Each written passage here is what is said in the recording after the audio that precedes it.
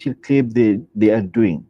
In a region like Southeast Asia, I would say one of the world's fastest growing digital economies, building digital trust is critical for innovation, economic growth, and protecting everyday people like you and me. Without it, we risk misinformation, fraud, and even exclusion. So today, we'll hear from experts who will help unpack these issues and, most importantly, give you insights on how to navigate and thrive in a trusted digital future. So let's get started by introducing our panelists who are here with us today. And first and foremost, I'll introduce the lady amongst us.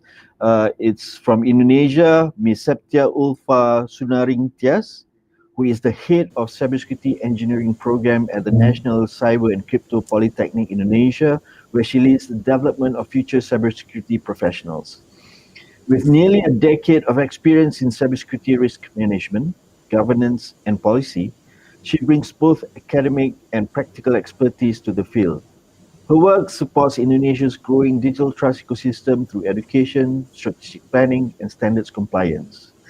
Next, from Singapore, we have Mr. Koh Wee Seong, who is a seasoned technology and risk professional with over 20 years of experience across mobile, emerging technologies, and cybersecurity. He currently serves with the Cybersecurity Agency of Singapore, focusing on strengthening national cyber resilience and advancing frameworks like Cyber Essentials and Cyber Trust. His prior work on ethical AI governance and blockchain trust frameworks reflects a deep commitment to building secure and trusted digital ecosystems.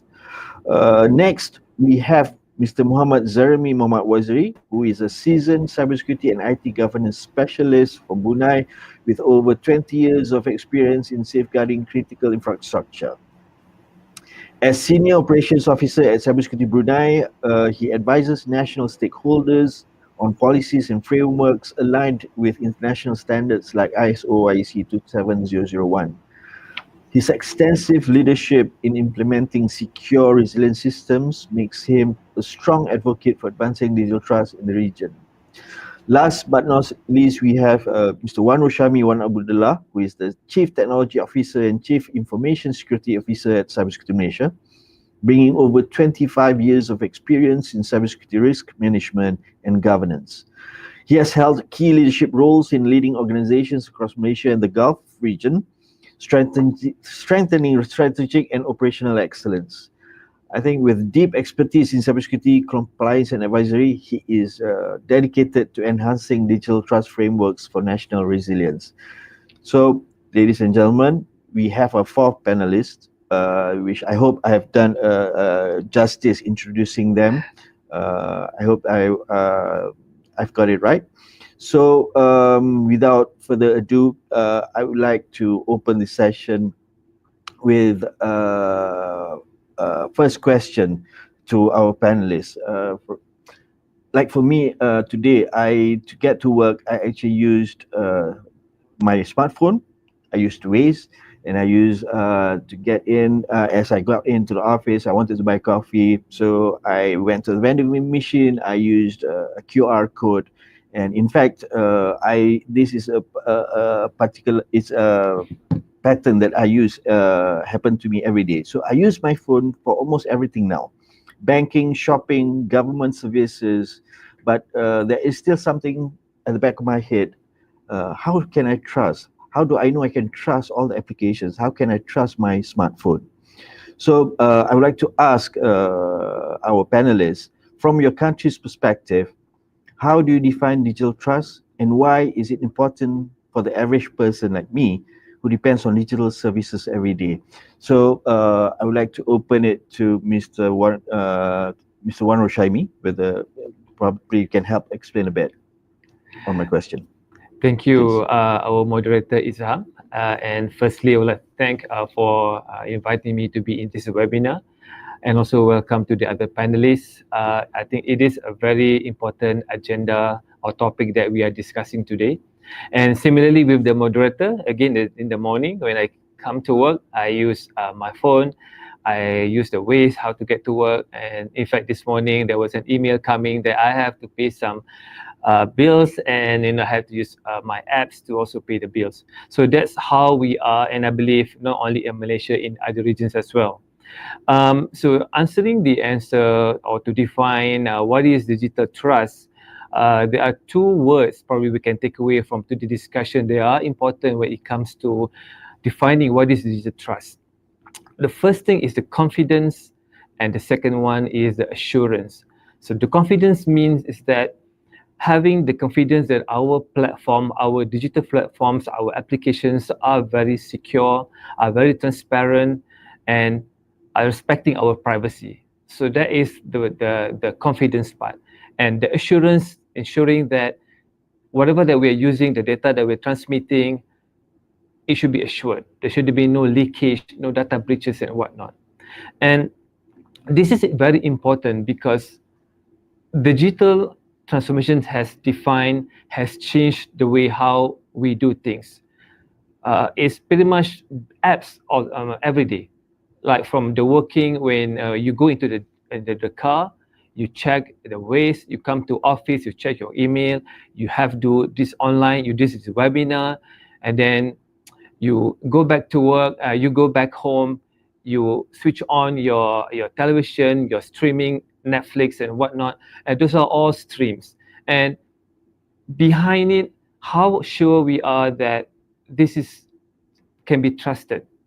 How sure that we are when we do our transactions, it is secured from end to end, because we are transacting money, we are buying things, we are communicating, we're probably sending some confidential messages to our friends, to our co-workers and whatnot. How sure we are. So these are the things that, to start with, that are important. The two words that are important in defining digital trust, which is the confidence that the platforms are secure, and then the assurance that everything that we're doing, the data that we're giving in, taking in, are also secure.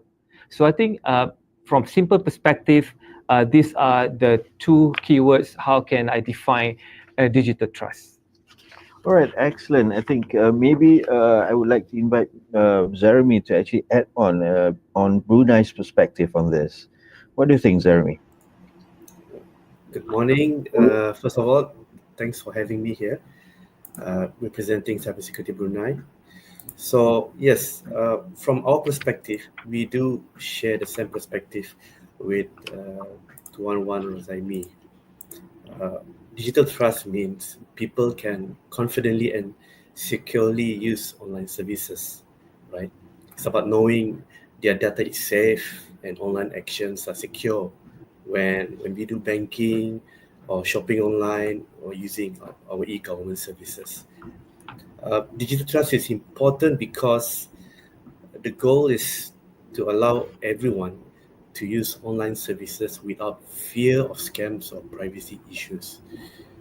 That's why from Brunei, it is essential for Brunei Darussalam's ambition to continue to deliver efficient and secure e-government services, and for our people to embrace digital transformation with peace of mind. All right, awesome. And I would like to move to actually to Singapore's perspective on this, because I think Singapore has done quite a bit on enhancing digital trust. Maybe Wee Xiong, we can help elaborate a bit about your perspective and Singapore's perspective on this. Okay, thank you for the question, and thank you for having me here today. I think from Singapore perspective, digital trust is actually the foundational enabler of a secure, resilient, and inclusive digital economy and a digital society. It reflects the confidence that what all the panelists have said. It really reflects the confidence that individuals, the businesses, and governments have in the integrity, the reliability, and the security of digital systems and services. And digital trust is a multidisciplinary space. So therefore, we take a multi-dimensional approach to engendering digital trust. From a cybersecurity angle, we invest in developing national cyber resilience of organizations across the wider economy in Singapore through national master plans such as the Safer Cyberspace Master Plan. In the area of AI, artificial intelligence, we aim to inculcate a trustworthy AI through Singapore's model AI governance framework And this is augmented by toolkits such as the AI Verify. Now, to support our efforts in developing national cyber resilience and trustworthy AI, a robust data governance and privacy is key. I think this is also shared among by Brunei as well as some of the earlier panelists. And we have the PDPA, which is the Personal Data Protection Act, to foster trust on in how the data is being collected, is being used, is being handled. So what I've covered so far is really have a strong focus on technology. However, to enable digital trust, it needs to go beyond the technology. Singapore is also looking at measures to enhance online safety and provide strong assurance to victims and online of online harms. So a new agency will be set up for online safety and assurance, and potentially new legislation could be introduced as well.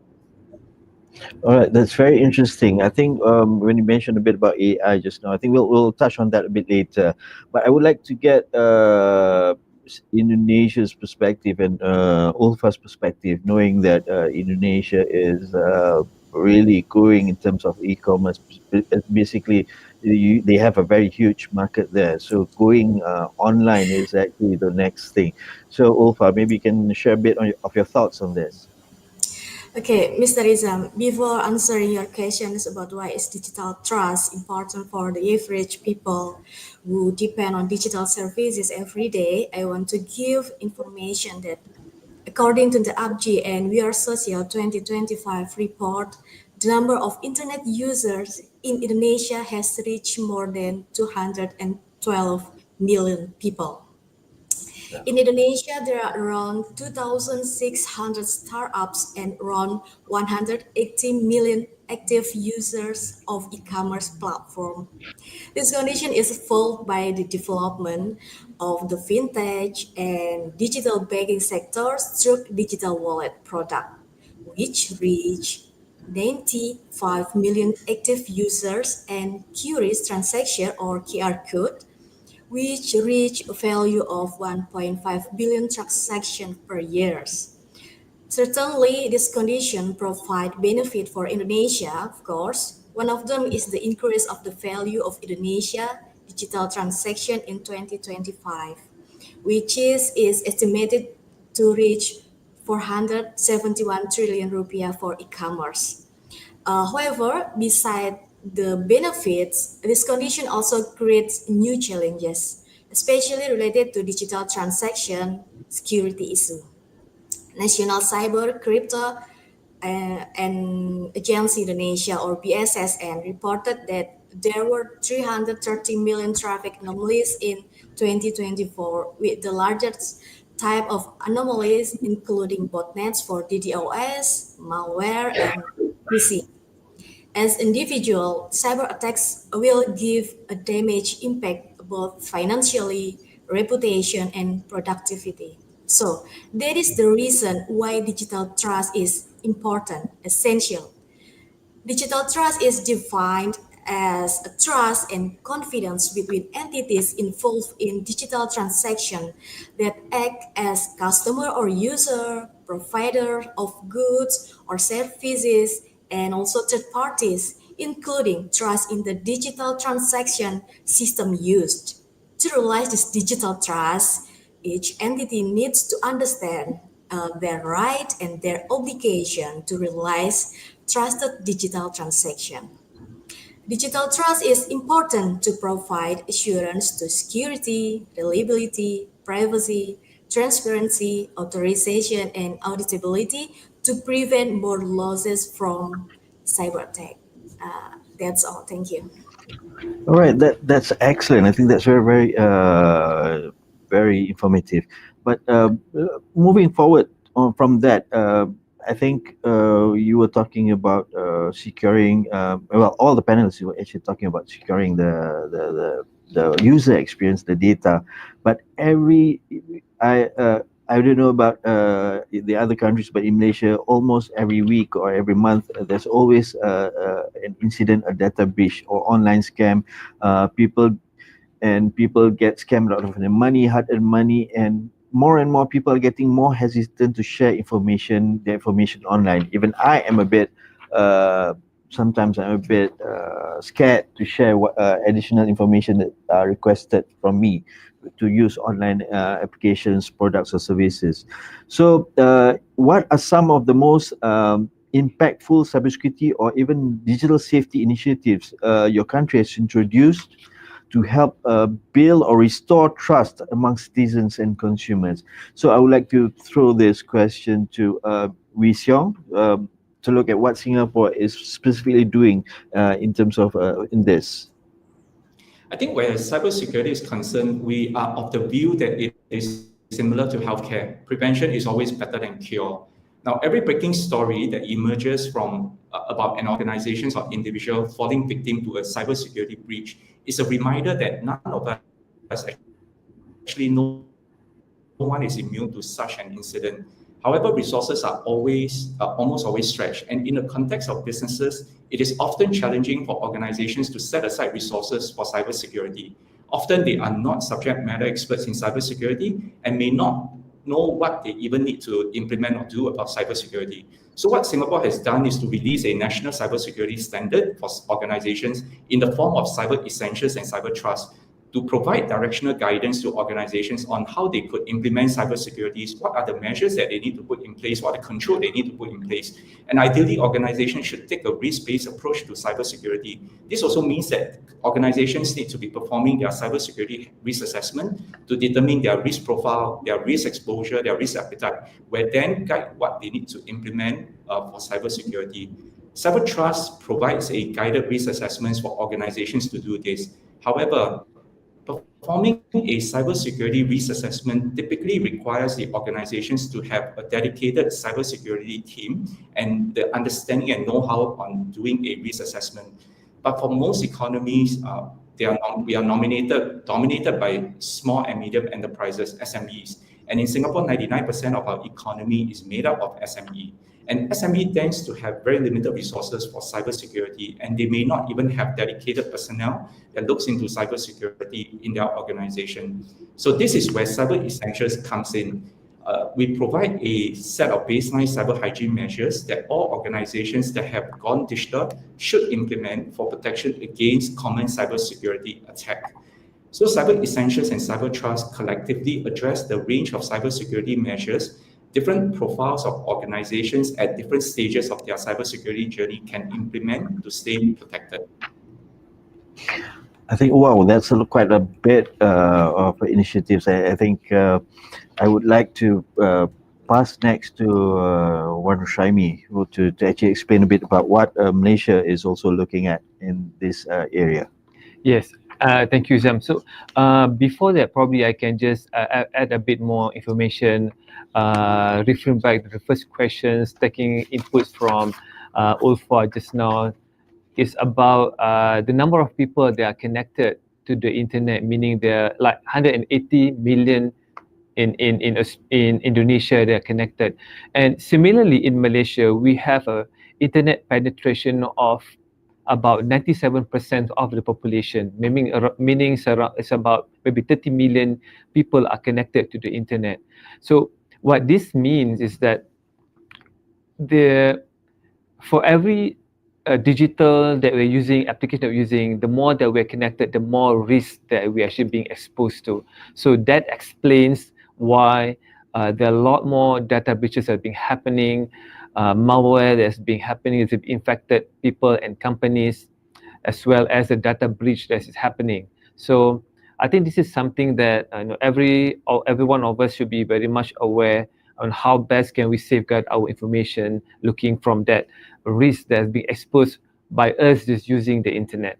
And coming back to this question, in Malaysia, when it comes to the rules and regulation, it's important to govern from the perspective of having the right framework and policies. It is very difficult to actually ensuring every citizens, every organizations to actually do something, because you don't have that power to control. For example, if I buy a new phone, what do I download? Do I jailbreak the phone and whatnot? You don't have that so much in control. That's why the cyber essentials are important for people to actually implement. So in Malaysia, we're looking from not only addressing the organizations, the corporates, but it also need to go from the public at large, the people itself. For the organizations, for the corporates, we do have policies and framework in place. For example, in Malaysia, we have the Malaysia Cybersecurity Strategy that have been defined by NACSA. By the way, in Malaysia, we have both Cybersecurity Malaysia and NACSA hand in hand to lead in the national efforts in ensuring digital safety, including providing awareness and whatnot. So beside the Malaysia cybersecurity strategy, we also have the cybersecurity framework for the public sector, meaning that for the government, we do have a separate framework that look into how best the government can ensure their infrastructures, their applications are being structured to be more safe and secure. And when it comes to addressing the public at large, in Cybersecurity Malaysia, we do have a program called CyberSafe that we targeting the schools and the other SMEs as part of ensuring that digital safety and awareness are being disseminated through all walks of life. They start from the young age. We have programs for the primary schools, secondary schools, and also the tertiary education, the universities, etc. And I think this is key. So because we're talking about not only defining or ensuring that our digital platform is secure, but we have to ensure that people are obliging to this. And it's not easy to actually, force people to follow certain things because it's not within our control. So as part of the country's initiative, these frameworks, these policies are the ways, and this awareness program are the methods that are being used to ensure that at least we're tackling, if not all, corporates and organizations, and also people trying to learn and also adhering to all these good and best practices. I think, wow, that's great. And I would like to continue from what you said just now in terms of reaching out to everyone, because in some parts of the region in Southeast Asia, people lack access to basic internet. I think that is still happening. In others, mistrust stems from misinformation or complex systems that they don't understand. So I would like to pose this question to Ulfa first. What are the biggest challenges Indonesia faces in building and maintaining digital trust, particularly when it comes to cybersecurity, data privacy, or misinformation? And how is Indonesia addressing them, knowing that the country is so huge and the population so large? Okay, thank you, Mr. Izam. Indonesia's biggest challenge is the vast territory of Indonesia, which consists of islands connected by sea and, of course, a large of population. Based on the data, internet access is also not evenly distributed. So, what is the strategy? Indonesia's strategy to solve this problem is formulate policies related to the acceleration of digital transformation that are in line with the Indonesia Golden Vision 2045. One of the target is all regions of Indonesia being connected to the internet by 2045. In addition, Indonesia has identified several underdeveloped, remote regions and frontier areas that need more special attention. And then the next problem is just a small of Indonesia population has cybersecurity awareness. For this reason, pentahelix cooperation is needed. For example, by government sector, they have to formulate regulation synergies between policymaking and law enforcement agencies. And then for the academic sector, they have to actively conduct research in collaboration with communities and industry as input for policymakers, and of course involve the media to educate the public. And for the industry sector, they have to provide products that meet digital trust indicators and implement compliance. Mhm. And then the media, they have to collaborate with all sectors to disseminate information and educate the public regarding cybersecurity, especially digital trust. In Indonesia, there are no specific regulation regarding digital trust yet. The strategy undertaken by Indonesia is to encourage research related to the digital trust framework as input for policy formulation. The purpose policy related to digital trust is expected to implement the existing laws.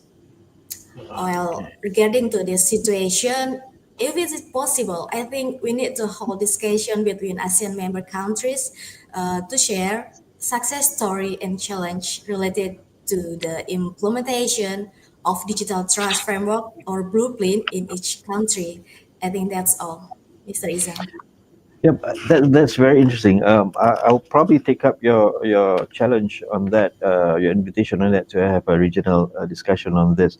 But I would like to hear from Brunei as a contrast from Indonesia, which is spread out across several islands. What about Brunei?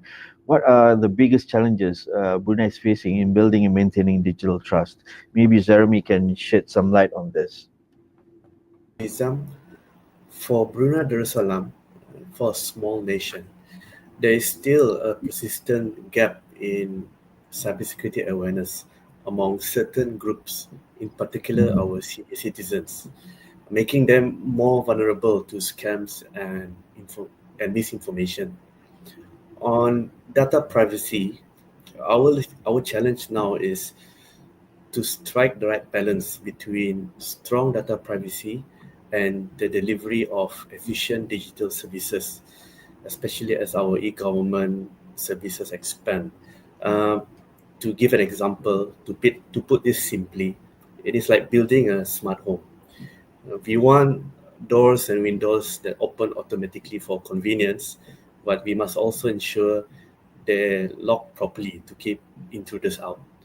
In the same way, the goal is to provide fast, easy online services for our people while keeping their personal information safe and secure behind the right safeguards. So that remains one of our biggest challenge.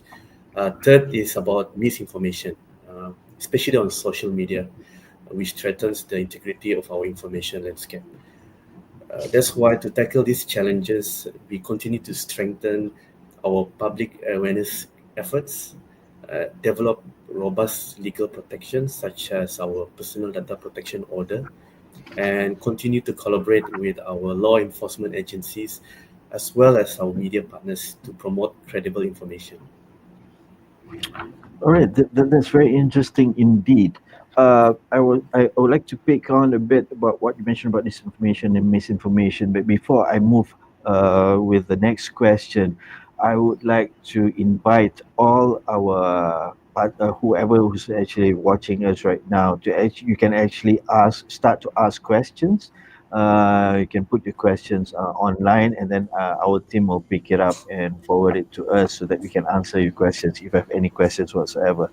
So, and moving forward with just now with disinformation and misinformation, I think the age of AI has actually affected all of us. It came very suddenly for some people. So I'm even using AI for a lot of things that I do right now, but there's also people who abuse and misuse AI to whatever nefarious deeds that they are doing. So, but AI can help detect fraud and speed up services as well. But what if it makes the wrong decisions about me? So, the question that I would like to pose to Wee Seong is that to start with the rapid adoption of technologies like AI, digital identity systems, and facial recognition, how is Singapore ensuring that these tools are used ethically and transparently so the public can continue to trust them? Wee Seong, your thoughts on this? Okay, thank you for your question. I think Singapore was amongst one of the world first to outline the AI governance principle when it published the model AI governance framework back in 2019. Since then, generative AI like ChatGPT, co-pilot, they has emerged, and this reinforced the existing risks and also introduced the new ones. And the framework was subsequently updated in 2024 to cover both the traditional AI as well as the generative AI. Now, going beyond the framework, Singapore has also launched AI Verify, which provides an AI governance testing toolkits. And the toolkits help organizations validate the performance of the AI system against the key AI ethical principles through the standardized tests. Now, apart from the ethical use of emerging technologies, we are also very concerned about the security and the secure use of emerging technology. Singapore National Cybersecurity Standard for Organizations, Cyber Essentials and Cyber Trust that I mentioned earlier, also saw a major update this year to provide coverage beyond classical cybersecurity. The updated standard sees an inclusion of cloud security, operational technology security, OT security in short, and also AI security as organizations increasingly implement these new digital technologies as they mature in their digital transformation journey. And through ethical and secure use of emerging technologies, we also hope that these efforts will serve to engender digital trust in our environment. All right, excellent. I would like to invite Wan Shaimi to actually add on that if there's any Yes. comments. Thank you, Jizam. Yes, I echo very much closely with what Wee Seong was saying. In fact, in Malaysia, talking from AI perspective, the governor of AI, we all know that now AI is really the buzzword. Everybody is talking about AI. People are start using AI, probably without knowing actually what would be the implications. And when we are talking about organizations using it is one thing, and on the other hand, we're talking about the normal people, the citizens are using it, is also another perspective. I think from the organization side, it is very important for them to know that whatever you put in the Gen AI, like the public ones, is all going to be available for everyone. So there is something that I believe people in the know, but they're probably not having the right policy, the right governance in place to ensure that this is not happening. How can you actually ensure that the people, the staff in your organization are not uploading all this information to this application? Because by doing that, it breaches so many things. I think this is where, when everybody is talking about the responsible use of AI. In fact, in Malaysia, we do have published the AI governance guideline as well. We call AIGE, the Artificial Intelligence on Governance and Ethics, because ethics is something that people also overlook, because in AI there's so many, I would say, issues of risk as well, and people don't understand what is ethics in AI. So it's another issue that need to be handled as well.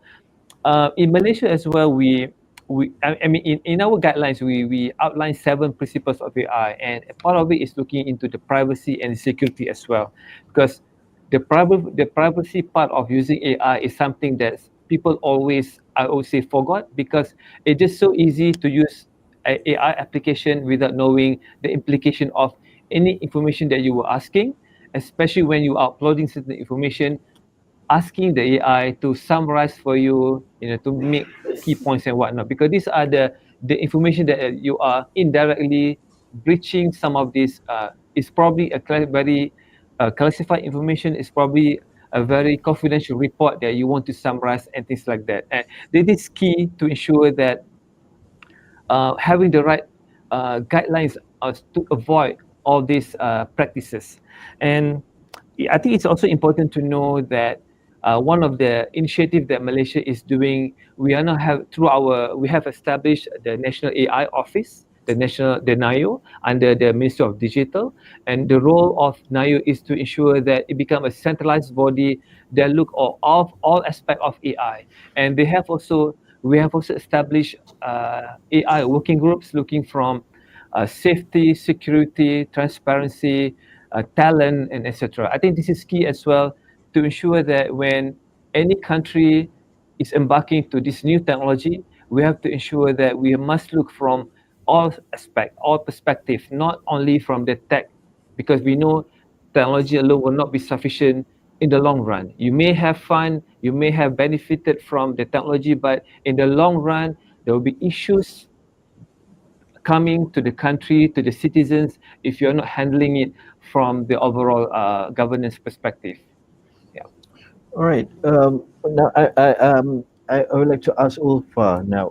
How has AI impacted Indonesia, and what are the initiatives or steps taken by Indonesia to address any issues related to this? Ulfa. Okay.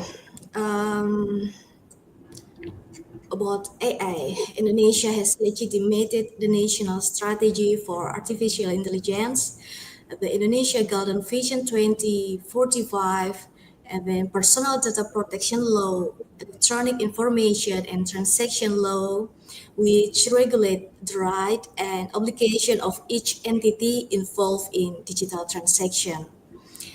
There are rules must be obeyed by digital transaction provider to maintain the security of user information and to measure and audit their system.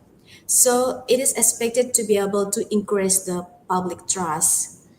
And regarding ethic in the use of artificial intelligence in Indonesia, based on the national strategy for artificial intelligence, one of the value that must be fulfilled is oriented towards the welfare of humanity and breathing the value of Pancasila.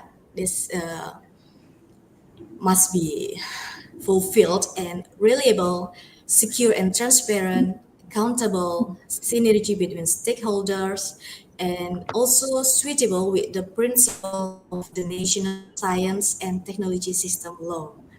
However, in Indonesia, is still conducting research to determine the appropriate tools to measure and audit compliance with each value, which I have explained before, and the indicator of trustworthy AS criteria.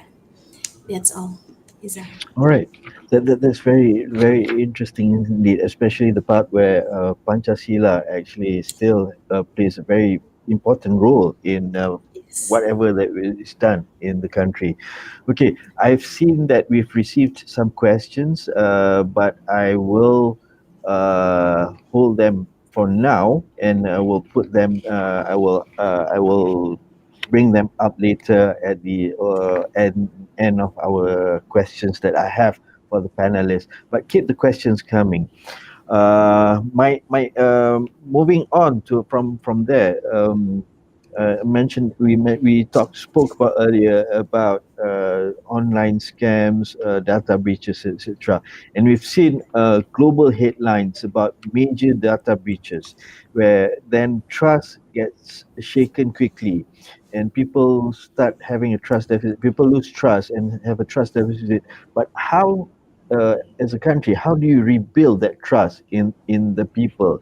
Um, Maybe I will ask, how can you share one specific action, whether by your government or even the private sector, that has helped restore public trust after a crisis or breach in your country? Wan Rushaimi, maybe you can share a bit on Yes. this. Yes, I think that's a very important question because when it comes to we know we already know the trust deficit, and if something happened, then how do you build the trust again? And before that, I would like to also go back to the challenges that we have. For example, in Malaysia, the one of the key challenge or the key risk is the cyber threats, and we talk about scams as well. And scam has been one of our biggest threat that we have at the moment, looking at the statistic that we're having. And it's also good to highlight here that we do have a national scam response center established by multiple agencies to ensure that if people got scammed, you know where you want to go. 997 is a number here in Malaysia that you can call to actually report your case. This is key because part of ensuring that digital trust is going to be trusted by the people, one of the implication or one of the things that you have to handle is that how do you respond to all these cases? And having a centralized and dedicated agencies handling scams or digital issues is one of the most important steps. And talking about cases that had happened that probably make people don't trust digital platform. If I can recall back in Malaysia specifically, few years back that there is one incident on our payment system, one of payment, I would say, service providers that has this data being breached. Basically, um, the customer's data of this payment network has been breached, and therefore they have actually violated some of these certifications or best practices. And this is very impactful because you talk about a payment provider, right? This is where you actually put your credit card information, your personal information, and if those data get breached, it's a no-no. And now that we have amended our PDPE, Personal Data Protection Act, we are given more trust, more assurance to the organizations that are delivering these services to be sure that they are taking a very good care. And how do we build this trust after this case happened?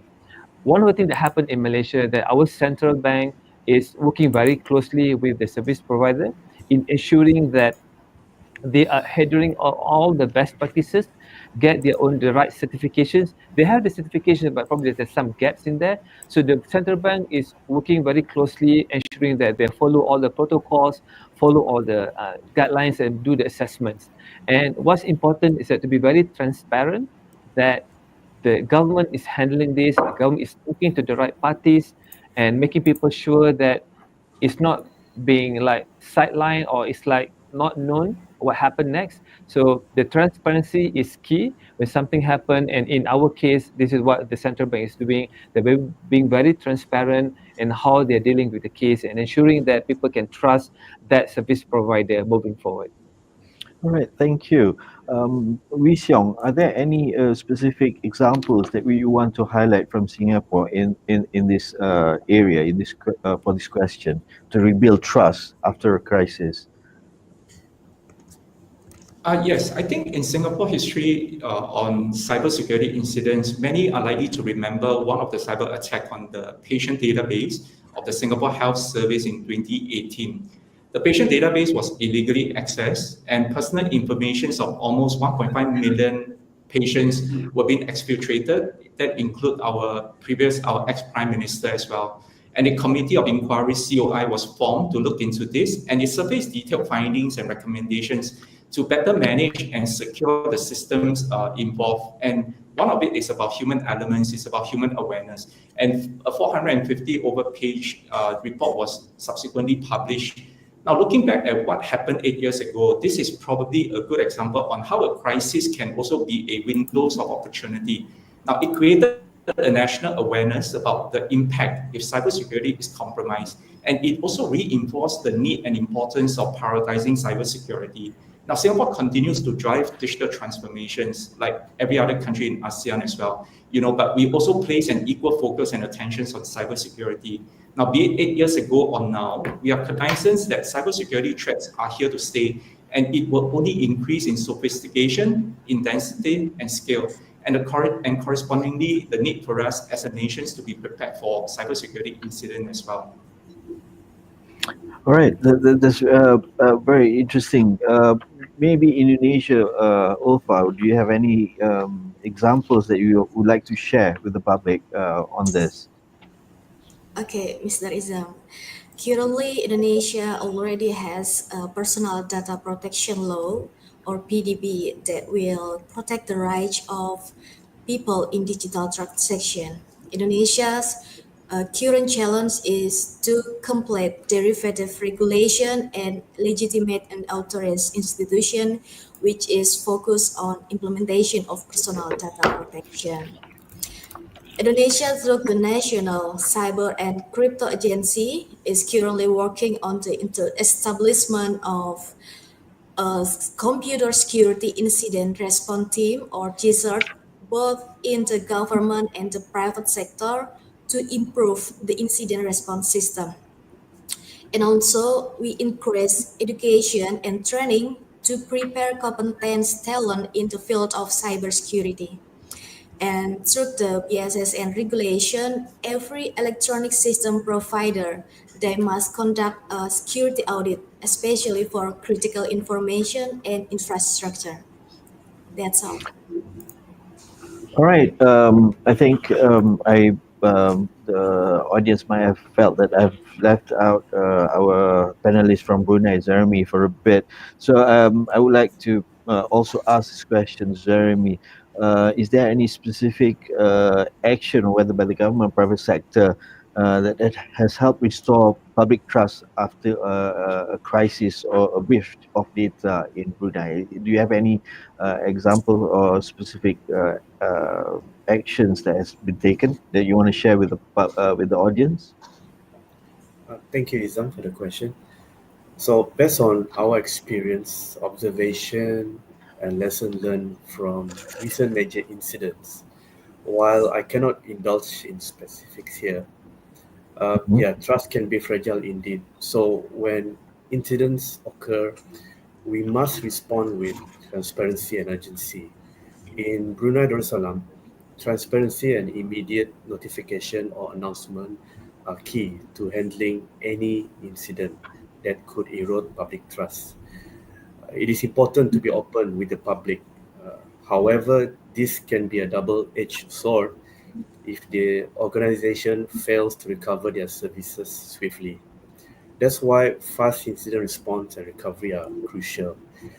The ability to recover quickly and prevent future incidents is key to building trust.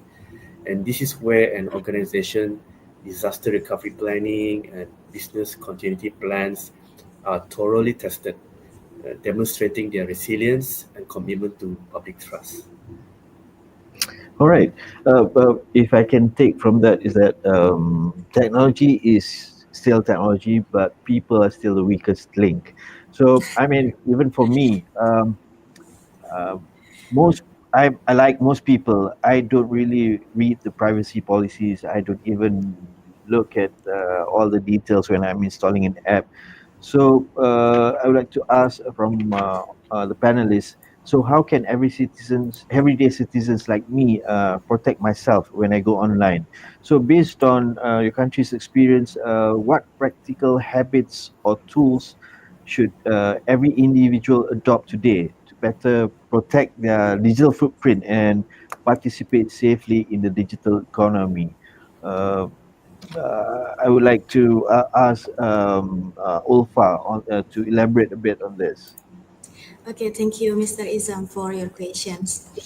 According to my short knowledge, I want to share some tips to ensure you are safe, secure, and comfortable in cyberspace.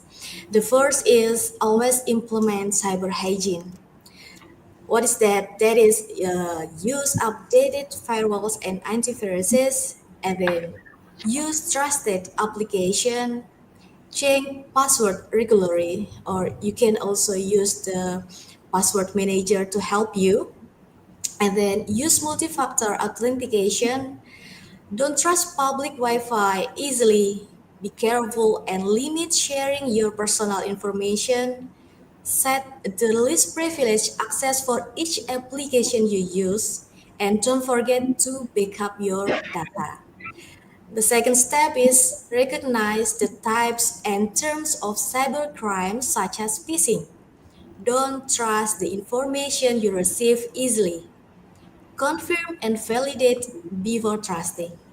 And the last, you must know from whom you have to report when an incident occurs and how is the procedure to report it. And of course, you have to know how to mitigate when the incident happens. I think that's all, Mr. Isam. All right, thank you. Warren Shami, would you want to add Yes, a bit on that? yes. I totally agree with Ulfa's suggestions. I think for all users, regardless you're from corporates or you're from the schools, universities, or just ordinary people, you have to go back to the basic cyber hygiene, and that's the best thing you can do. You must ensure, the normal people talk about strong password, the use of dual factor or multiple factor is not a must. It's no longer an option. You have to do it, because by doing this is actually really prohibit the bad people to actually scam you or fish you. And I think another thing that probably is difficult to implement is because we cannot expect people to know this, to read this, right? And you have to be sure that try to be more aware in terms of the scam tactics. Do not simply click on any links that you give, because scammers are uh, tricking you when you are vulnerable, and we are human. We are always vulnerable at some point of time. So be very sure that if something that you're reading or you're receiving is very suspicious, very very interesting, giving you big money, or making you interested, wanting to know more, is probably not good for you. So be sure do not click on all this. In fact, one of the recent thing I can share, even by using the generative AI application, the bad people can also manipulate some of the images, some of the links that they give out from the applications. It's actually a malicious link. So all these malicious links are important not to, do not ever click, because it contains very malicious behavior, info stealer. They're stealing all your information. They're making sure that whatever you have on your phone, on your tablet, on your PC, they have them, and they're going to be using it against you at some stage of the time. So be very, very careful. And lastly, again, as what Ulfa mentioned, you need to know if something happened, where to go to, where to report. In Malaysia, you have 7999. You can always call, email, or even WhatsApp this. Make sure you report the cases. If you feel you got scammed already, you go to National Scam Response Center, NSRC, the 997. You just make the phone call. And worst case scenario, if you've been scammed, you become a victim already, you can always file a police report, and the right authorities will always take action, do the investigation, and try your best to help you out. So I think all the good stuff is something that you have, to start be aware and using. One last but not least is that continuous awareness is also key, and this is where, from Malaysia perspective, Cybersecurity Malaysia, we have another program we call like a national road tour on scams, meaning we go throughout Malaysia and visiting towns, and then giving this short speeches, awareness to all walks of life about all these cyber threats, scams better, and whatnot. Yeah. All right. Thank you very much, Warren Shami. I'm also very aware of the time, and I have like 28 other questions that I want to ask. But I would like to ask Wee Seong and Jeremy whether they have anything else to add to this particular question on how we can actually help the public to safely navigate the digital world. Do you have any other points you might want to add, Wee Seong? Yeah, I can add something to it. I think like what Ufa and Wan has mentioned, there are initiatives that are addressing the individual, educating them, raising their awareness. If on Singapore side, level of protections. But I want to look at it also from the other perspective on what actually enterprises are also doing to help the individual in this journey. Now, getting end users to implement protections can be quite challenging indeed, as the cybersecurity burden has been placed on the end user, and it is their responsibility to take care of their cybersecurity. But we can also look at it from two perspectives. One is the security of the products and solution, and the other is the security of the provider, which is the supply chain. So let me talk about the security of the products and solutions.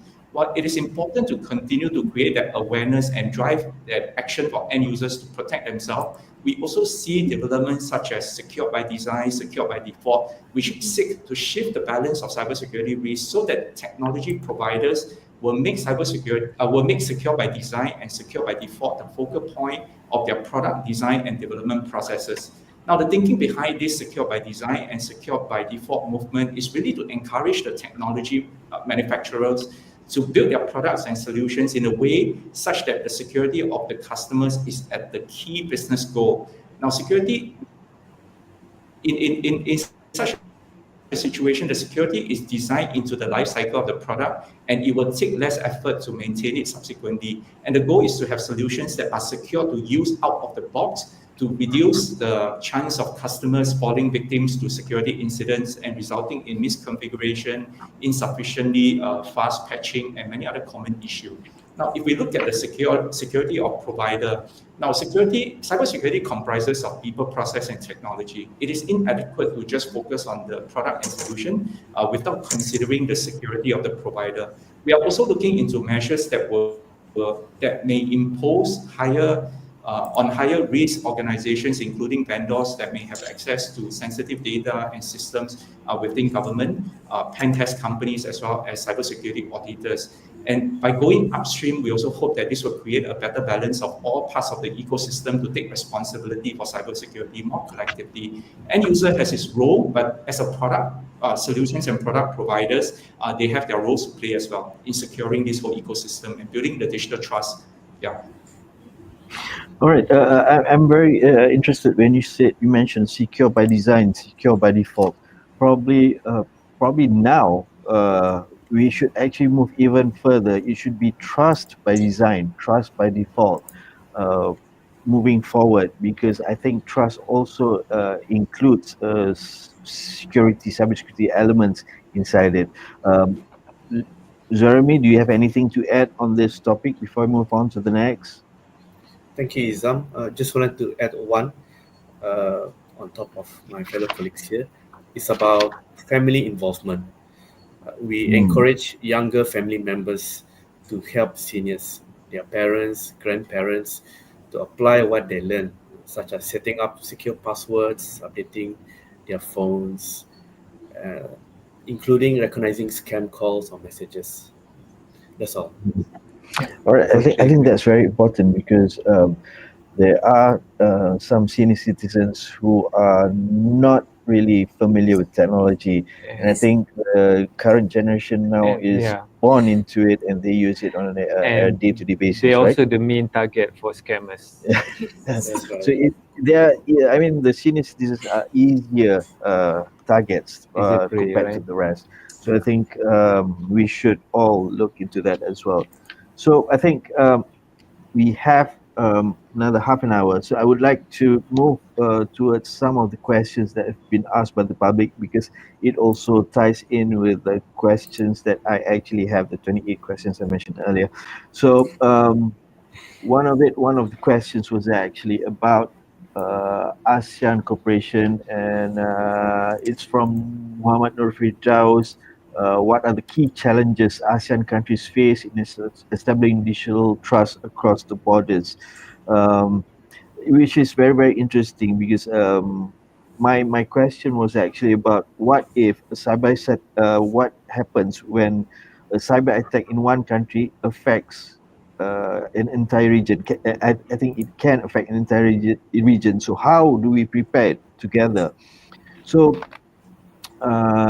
maybe I can get the panelists to actually discuss this question a bit on how do we actually establish digital trust across our borders. Is there any particular conversations going on? Is there any standards? I don't know. Who would want to answer this question from Muhammad Nur Firdaus? Any volunteers? Yeah, I can do that first. Okay, so I think it's a very important question, and this question is actually not new, because the question about how cross-border has been there ever since we have the internet, we have the cyber cases, because in cyber world there are no borders. People, you don't care where you're coming from, who are your victim, and things like that.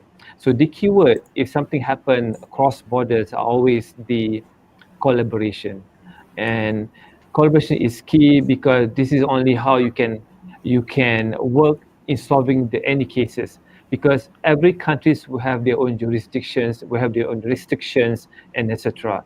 And one of the things, I think good example by Ulfa in her explanation before about the emergency response team, the national CERT. And one of the ways in terms of collaboration is actually by ensuring that all the countries CERT are working together should any incident happen. So that is one from the country perspective. Nonetheless, there's also initiative coming from the communities, the industries. For example, they used to have the Asian Trustmark Alliance as well. This is looking at how people dispute, how people solve dispute in terms of this resolution where it comes to, for example, I'm buying things from another country and then I got scammed. What I ordered didn't come, right? And then I want to claim back my money and things like that. How do I ensure this is not an incident? This is not a cyber incident, but how do we actually tackle these issues? If it's okay if it's only cost you maybe a couple of dollars, but if it involves lots of money, then it become an issue. So this is where the industry standards, the best practices came into the picture. One of the things that happened, as I mentioned before, is a Trustmark Alliance. This is where is a trustmark given to an organization or a service provider where they need to comply to certain things and therefore they can become a trusted service provider. Similarly, I think as part of the person data protection in the APEC countries, they have this APEC CBPR. I think I saw one of the questions as well. This is where the cross-border policy rules mentioning about how does between the countries handle if data has been breached in your country, but actually it's coming from another country. So there are rules and regulation that will solve this. So the answer to this is basically unique collaboration between the CERT, for example, as part of incident response, but nonetheless, you also need the collaboration between certain industry standards that govern all these providers together, because providers are coming from different countries, they must be governed. And to govern, they need a platform. And some of the platform, as I mentioned before, like the Trustmark Alliance, as well as the APEC CBPR. All right, awesome. I think since one of the audience actually mentioned that Suraya Hani Amazaki, she said since Singapore is one of APEC CBPR system member, do you recommend other countries in ASEAN, Southeast Asia to enter as member also in order to foster AI trust? Maybe Wee Xiong, you can add to that point a bit. Wee Xiong, do you have anything to add to this ASEAN? CBPR. Yes. Can you hear me? The cross-border Hello, privacy can you rule. hear me? I can hear you. Yeah, we can hear you. Okay, so I think if we look at it for the cross-border privacy rules, essentially it's a set of guidelines and standards that aim to facilitate the safe and responsible transfer of personal data across the international borders within the Asia APEC region. And I think, as what we have mentioned earlier, one of the key elements of trust itself is how data is handled, how privacy is handled in any applications of technology. And I think it is important for all organizations, in fact, it is important across all borders to look at it more seriously, looking at how data and how AI can be used to enhance the trust, and how putting in some of these guidelines, implementing some of these guidelines and standards will further enhance the confidence that individuals and businesses have in using the technology itself, in using the AI technology itself. So this laid some of the foundational level of how you should be managing privacy, how you should be managing data governance. So I think it is important actually for different countries to be looking at this as well. All right, awesome. Ulfa, do you think maybe you can actually just highlight a bit because what do you see as some of the challenges facing this inter-country cross-border collaboration in terms of digital trust? What do you think should be done to actually build a stronger cooperation between these countries? Okay, I think to make the strengthen collaboration between ASEAN member countries, we need to agree that digital trust and cybersecurity is important to implement in ASEAN member country. But we also have to ensure that each country has their standard or framework or regulation or blueprints related to the cybersecurity or digital trust. If there are the countries that do not have it yet, the ASEAN countries have to support each other. For example, by providing assistance, workshop, or focus group discussion to discuss about digital trust policies and its implementation. such as is Malaysia or Singapore. You can give information to Indonesia maybe. After each country has a digital trust policy, collaboration is needed between all ASEAN member countries to develop standards that apply regionally in ASEAN. Because I believe that every country have their characteristic, and maybe it will be different for each country. And we also need to continue and increase collaboration between ASEAN member countries in role of computer security incident response team to mitigate the risk and cyber threat intelligence to threat identification. Maybe we may conduct a joint training program or cyber drill related to cyber crisis or cybersecurity incident handling and response in ASEAN. Thank you. All right, Jeremy, any thoughts on this as well? From Yes, thank you, Iza. I would like to add on to my colleague. That's right. When all countries have their governance in place, frameworks, policies, legislation, and then we look at the maturity level of their cybersecurity initiatives. And each country has different maturity levels. Probably the same governance, similar frameworks, but different maturity levels. Yes. That's where ASEAN plays a key role, where we meet up and do our capacity building program and confidence building program and help each other to bring up the same level of maturity in our cyber hygiene and security measures. So that's how we develop trust among us, among countries. all right, okay, very very interesting. I have two questions from T.Y. Chon and Shamil Yusuf, which is roughly about misinformation and scam. T.Y. Chon was asking, are there ways to tackle issues about AI deepfake in phone scams and social media? Because some victims claim the threat actor sounds very, very legitimate most of the time. And basically, this is actually ties in with Shamil Yusuf's question, which is about misinformation and scams are increasingly eroding public trust online. So, what measures can we take to better educate the public and help them identify trustworthy sources of information? And how do we tackle this growing AI deepfake AI scammers using AI? So, I would like to open these questions to the floor. Anybody would want to start first on this? And anybody feel brave enough to tackle this? I think this is a very valid question. Yeah.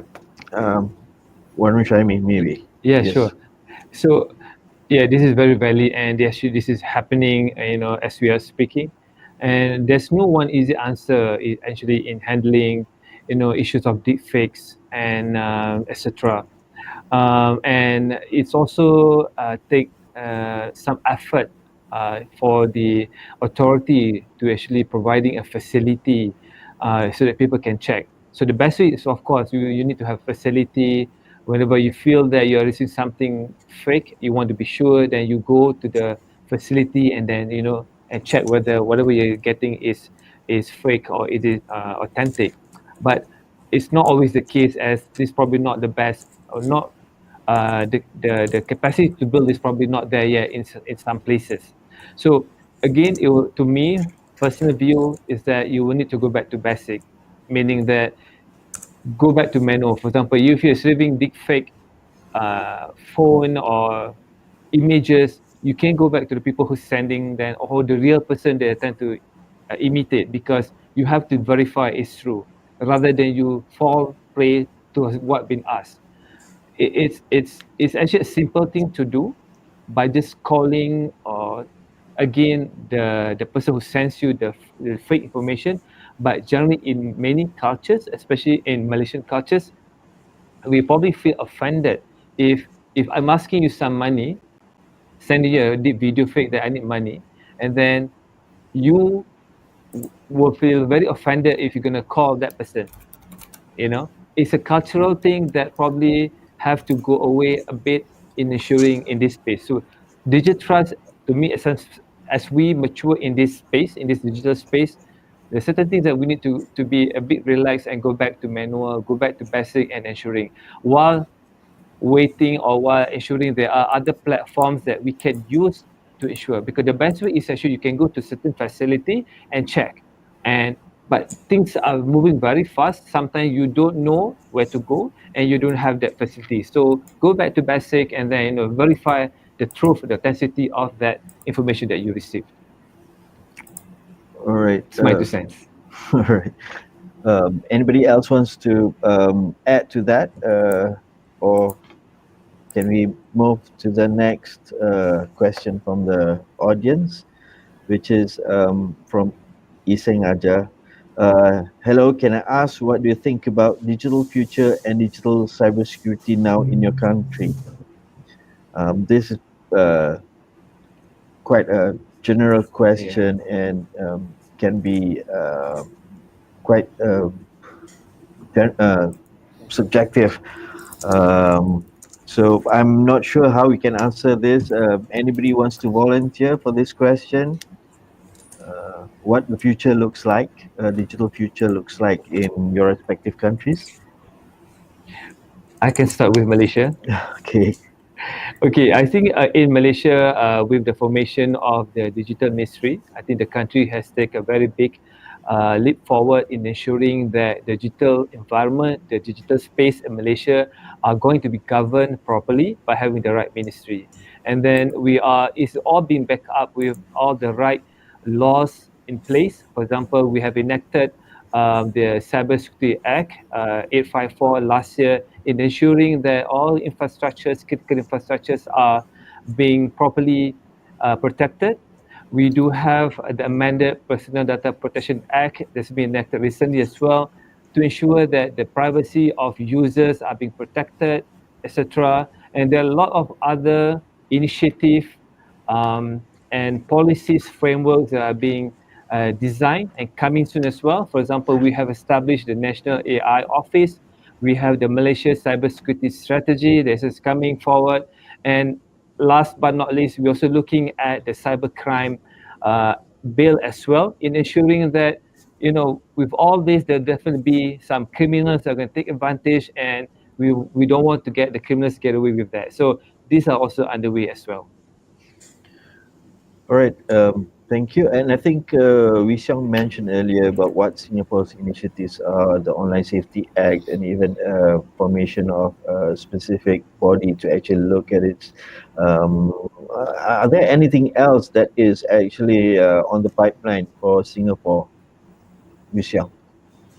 I think for Singapore, we took a risk-based approach to cybersecurity in terms of legislations, and our Cybersecurity Act was amended, and that has expanded beyond critical information infrastructure, the CII, and we are starting to cover additional important systems and entities, for example, cloud services as well as data centers. And in Singapore itself, we also work quite closely because we recognize that this is actually a collective effort and collective responsibility where cybersecurity is concerned. So we work quite closely with businesses, with trade associations as well as technology partners in the ecosystems to drive the development of a collective cybersecurity culture in Singapore, in the nations itself. All right, in Indonesia, anything in the pipeline in terms of laws, regulations, or initiatives in this area? Okay, for Indonesia, we will focus on Indonesia Golden Vision in 2045, and we want to complete our derivative regulation about personal data protection law, and we will make the tools for measure the artificial intelligence trustworthy, and of course we will continue the security awareness program for all society. All right, what about Brunei, Jeremy? Anything? Yes, we have a new project coming up by the government, which is implementing a platform for scam reporting by the public which will allow our cybercrime division of the Royal Brunei Police Force to act more swiftly with Cybersecurity Brunei as well. So that's in the pipeline. All right, awesome. That's great. I think I think like most countries have something in the pipeline, yeah, which is great. Which is actually great for the general public. Which is great for people like me, consumers alike. So, what I would like to ask all the panelists on a question from Ili Shahira. What do you think are the most common misconceptions people have about digital trust? This is quite a bit general question, but yeah, do you have what do you think? Probably just based on perception. What are common misconceptions that people have about digital trust?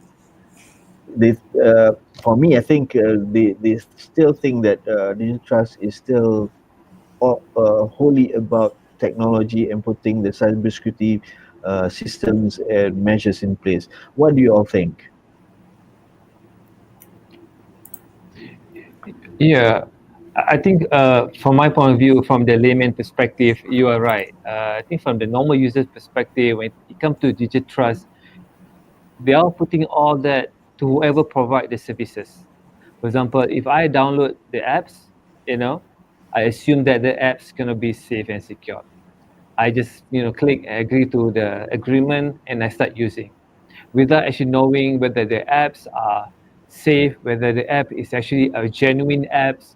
Even though it passed all through Play Store and App Store and whatnot, but there could be some malicious thing inside it as well. But indirectly, we're exposing all this information, and then we are expecting um, the provider is looking after our information, our own confidentiality and whatnot. So I think that's the biggest misconception. We assume that all will be good. We it's not that we don't care. We perceive that whenever we agree to all those regulations, terms and agreement, we assume that it's safe because we have not really read everything. The fact that we're giving consent to all the information that we're using or providing is something that we don't aware. We assume it's all going to be good. So I think that one of the biggest misconception of the normal users, like us as well. I mean, is it the same in Indonesia, Ulfa? Okay, thank you, Mr. Izam. I think I totally agree with Mr. Wan said. I think the misunderstanding about the digital trust is someone totally trust with something in the digital transaction, but actually to be in the digital trust, we have to do our obligation or we have to do something in order we can believe the another entities or the system. We not just trust every time, but we have to validate and we have to do something uh, to protect our information like this. All right. And each entity needs to understand their right and obligation to realize trust digital transactions like this. Right, right. Okay, what about the in Brunei, Jeremy? What do you think is the public perception about digital trust? What do they expect out of it? Thank you, Isam. So, one of the biggest misconception about digital trust is digital trust should be done by the government and law enforcement agency, which is true partly, but the thing is, building this trust actually requires commitment from not only government but businesses, communities, and every single individual. So that's how we build digital trust. Okay, in Singapore, Wishang, is it any different? The I misconception. echo what a lot of the rest of the panelists have said. And digital trust, sometimes people perceive it as a technical issue, but there is always the human elements in it. There is also, it's not just the responsibility of the tech provider or the solutions provider, the technology platform, they have a big role to play and responsibility to hold to.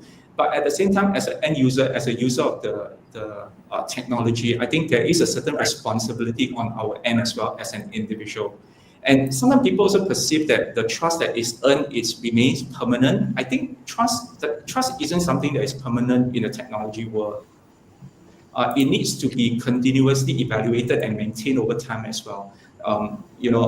They may hit an incident at some point in time. People often say that cybersecurity is not a matter of if, but when. So it needs to be monitored. It needs to be maintained over time as well.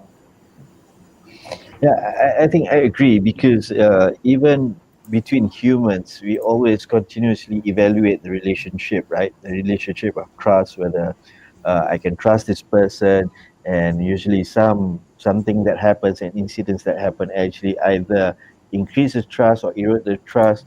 But it is always a constant evaluation of the relationship, which I think everyone should observe. Either in the real world as well as on the in the digital world. I think we have almost reached the end of our session, and I would like to, before we end, I would like to invite each panelist to actually give some final words to our audience. Any views, any advice, or any tips that they can help, that can benefit our listeners or audience who is online right now. Can I start with Jeremy? Thank you, Izam.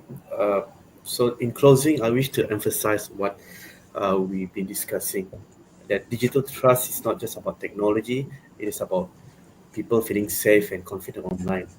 And building this trust, as I mentioned, takes effort from everyone, government, business, communities, and each of us as individual.